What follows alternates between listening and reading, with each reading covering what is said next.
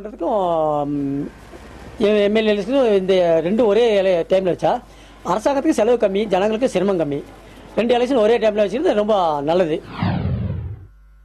சட்டமன்றமும் நாடாளுமன்றமும் ஒரே நேரத்தில் தேர்தல் நடைபெற்றால் அரசாங்கத்தோட பல கோடி ரூபாய் செலவினம் மீதியாகும்.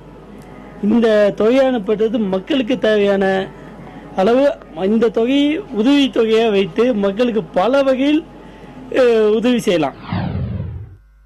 சட்டசபைக்கும் நாடாளுமன்றத்துக்கும் ஒரே நேரத்தில் எலெக்ஷன் நடத்துறது சாத்தியம்தான். அதே டயத்தில் பார்த்தீங்கன்னா ஓட்டிங் மெஷின்ஸ் எதுவும் இருக்கக்கூடாது, வாக்கு சீட்டு முறை தான் இருக்கணும். அப்போதான் அது சரியா இருக்கும். என்னோட பார்வையில் நான் இதை நல்லதாக தான் எடுத்துக்க முடியும்.